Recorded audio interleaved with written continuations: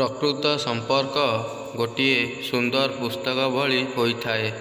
ଯେତେ ବି ପୁରୁଣା ହେଲେ ମଧ୍ୟ ତାହାର ଗୋଟିଏ ବି ଶବ୍ଦ ବଦଳି ନଥାଏ।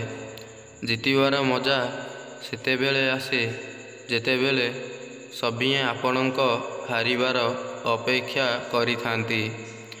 ବହୁତ ସହଜ ସମ୍ପର୍କ ବନେଇବା, କିନ୍ତୁ ବହୁତ କଷ୍ଟ ହୋଇଥାଏ ସମ୍ପର୍କକୁ ସମ୍ଭାଳିବା।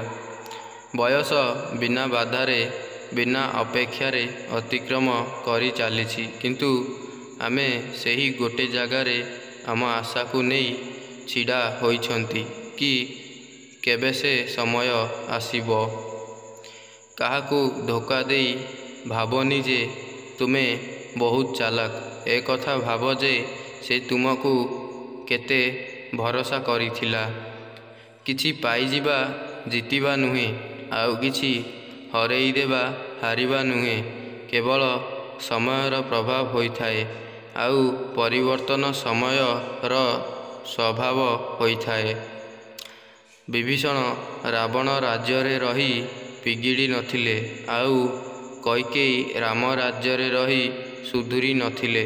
କାରଣ ବିଗିଡ଼ିବା ଆଉ ସୁଧାରିବା ମଣିଷର ସ୍ୱଭାବ ଉପରେ ନିର୍ଭର କରେ। ସମ୍ପର୍କ ଏମିତି ଏକ ଶବ୍ଦ ଯାହାକୁ ତୁଲାଇବା ତ ଦୂରର କଥା, ବୁଝିବା ପାଇଁ ବି ଲୋକଙ୍କ ପାଖରେ ସମୟ ନାହିଁ। ମଣିଷ ନିଜ ଭୁଲ କେବଳ ସେତେବେଳେ ହିଁ ବୁଝିପାରେ ଯେତେବେଳେ ଗୋଟିଏ ଭୁଲ ଯୋଗୁଁ ସେ ଅନେକ କିଛି ହାରେ। ବିଶ୍ୱାସ ଏବଂ ଭଲପାଇବାରେ ଗଢ଼ି ତୋଳିଥିବା ସମ୍ପର୍କ ସବୁଦିନ ପାଇଁ ଅମର ରହେ। ଯିଏ ସତ୍ୟ କହିଥାଏ, ସବୁଠାରୁ ବେଶୀ ଘୃଣା ଲୋକେ ତାକୁ ହିଁ କରିଥାନ୍ତି। ଯେତେଦିନ ଯାଏଁ ତୁମେ ଅନ୍ୟର କଥା ହଜମ କରିପାରିବ, ସେତେଦିନ ଯାଏଁ ତୁମେ ଭଲ। ଯେଉଁଦିନ ପ୍ରତିବାଦ କରିବ, ସେତେବେଳେ ତୁମେ ଖରାପ।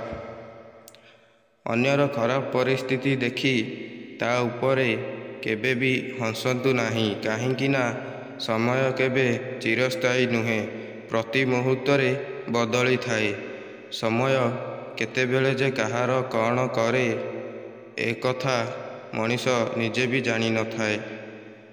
ରାଗିବା ବଦଳରେ କାନ୍ଦିଦେବା ଭଲ, କାହିଁକି ନା ରାଗ ଅନ୍ୟକୁ କଷ୍ଟ ଦେଇଥାଏ, କିନ୍ତୁ ଲୁହ ଚୁପଚାପ ଆଖିରୁ ବହି ହୃଦୟକୁ ସ୍ୱଚ୍ଛ କରିଦିଏ।